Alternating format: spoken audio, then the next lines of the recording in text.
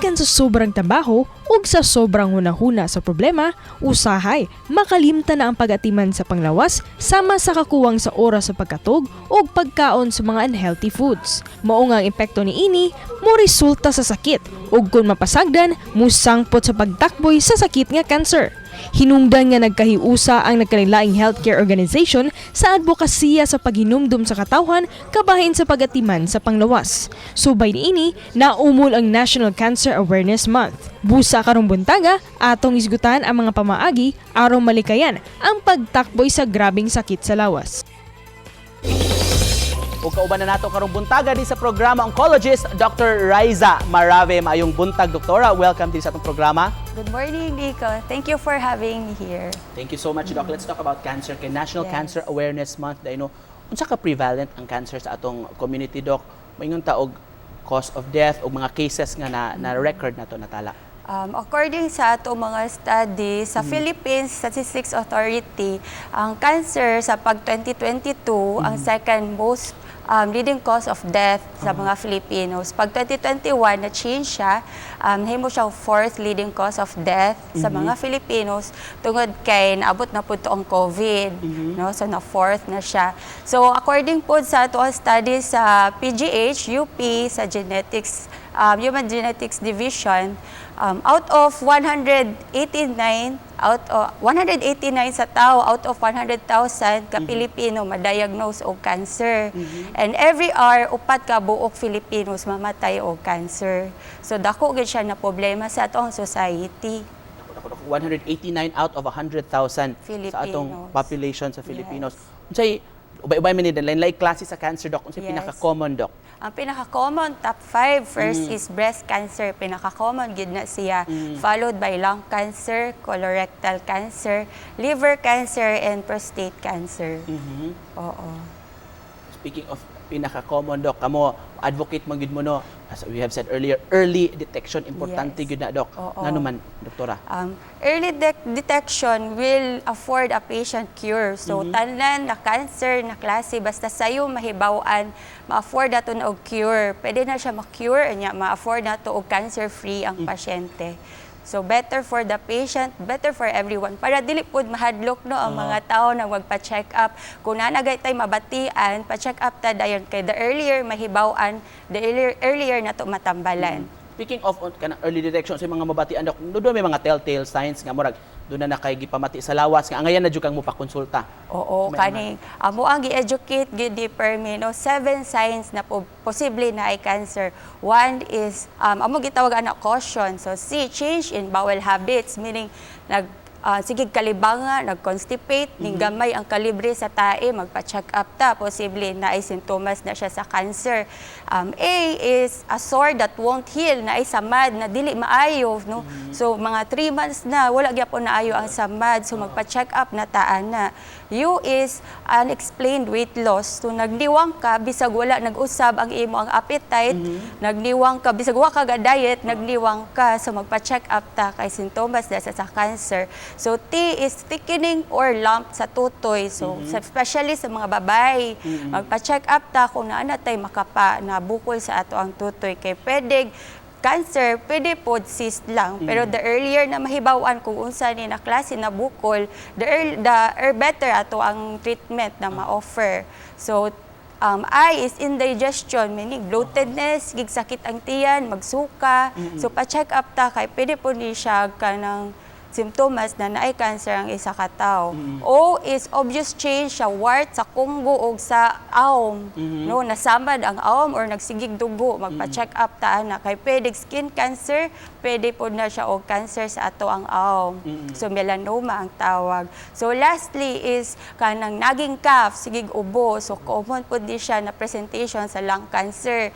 Ubhon ta, maabot na tag 3 months or bisag 3 weeks gali magpa-check up na ta kay naay something wrong na pwede natong ipa-check kung cancer ba ni or dili. Caution, di ba na to, Doc? Mo na acronym, di ba, Doktora? Doktora, what causes cancer, Doc? Cancer in general, kuan ni siya tungod ni siya sa naay aberya or pagbago sa atong makinarya sa atong genes. So to gitawag ana genetic change. No, unsa man ang maka-cause ani genetic change sa isa ka tawo, dok. So kanang hereditary, no, makuha nato sa atong mga magpapa. Kaduha is UV exposure, sunlight, so sobrang sunlight.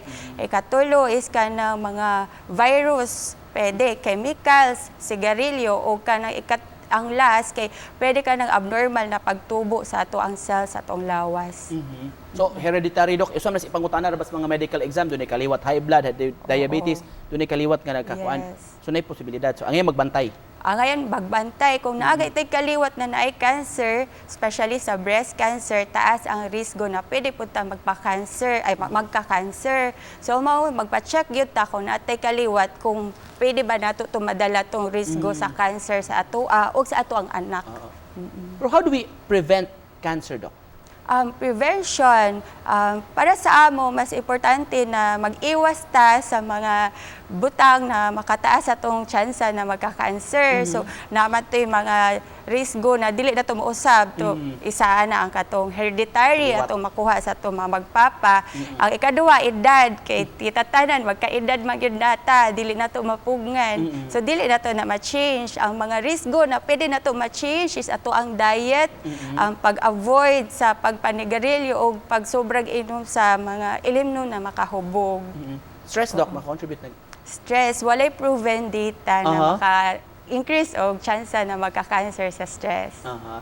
Doktora, National Cancer Awareness Month. So, may pipila sa mga activities nga giandam ninyo?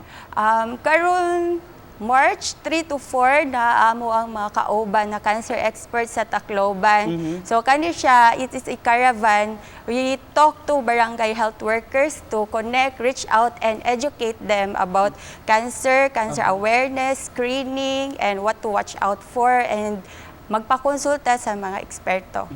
Speaking of magpakonsulta, Dok, na uban nga murag magpangulbaan gyud matuog doktor, Dok. How do we change that mindset man, Dok, nga murag musumbong noon kung doon na ba sila gipamati, makuyawan man noon? Oo. Kani amo gitawag na AKAP is abot kamay ako at ang PSMO. We are trying our best to reach out sa among na ilhan manggod ang barangay health workers. Isa na sila sa mga early na mga tao na dulon sa mga ato ang mga viewers na magpa-check up. So sila among gusto na i-educate na kung mas nakahibaw ang health worker, kabaw siya motudlo. So among gi-target ang mga health workers about cancer para sila po makabaw na sila unsaon pag-delegate sa mga consult, unsaon ang pag-educate sa ila kung sintomas daban ni siya sa cancer. So advocacy ni namo na mag-educate. Salamat po ani na opportunity kay ma-educate po namo inyong viewers no what to watch out for and when to have a check-up. Early detection is the key, Dok. Yes. Dudo na kay mensahe nga buti paabot sa atong mga viewers karon, doktora, sa atong mga kapuso nga nagtan-aw unsa gusto nimong mensahe. Ato ang mga messages sa ato ang viewers is that first para maiwasan ang or minus ang chance na magka-cancer, iwas itong mga butang na makataas sa risgo na magka-cancer. Ikaduha, numdumi in taon tong 7 signs nato na telltale signs na pwede ta magka-cancer katong caution. And ikatulo, screening is the best ato ang way para ma-prevent or early detection para mahibaw-an nato and ma-offer nato og cure ang pasyente. And kung naatay mga ubang pangutana na wala nato na-address diri, so pwede ta ma-reach out ang ato ang mga cancer speakers, our cancer experts sa among social media platform. So we have our Facebook page, Cancer Experts PH, our IG, Cancer Experts, our Twitter is Oncology PH, and our YouTube channel, Cancer Experts Philippines. Doktora, just brief pod mga encouragement ninyo kay we know daghan na doon na pati mga kaigsuonan nga naghambin gyud sa mong balatian, uban siguro nag-undergoing pa og treatment, Dok. Unsa may masulti sa atong mga kaigsuonan nga nataptan og cancer, Doc? Sa ato mga pasyente na na-diagnose og cancer, na ongoing pod og treatment sa cancer, ayaw kahadlok ug ayaw kawad-an og kana hope kay tanan man gyud ato ang pwedeng matambalan. Naatay mo offer gyud na tambal basta magpa-check up lang gyud ta og sayo kana pong dili tanan stage 4 cancer kahadlukan. So a diagnosis of cancer is not a death sentence. Mao na kahadlukan manggod sa mga tao, death sentence na kung ma-diagnose sila og cancer. So it's not a death sentence, pwede siya matambalan. Magpa-check up lang ta sa mga eksperto. Right. Di good magpanuko, Dok. Basag doon na kay gipamati na sa lawas, pakonsulta na gyud dayon sa mga doktor. Yes, Nico. Daghan kayong salamat, Doktora, for joining us this morning. Paghatag sab namo og kasayuran kabahin sa cancer. Thank you so much, Doc, for Thank you, joining us. Nico.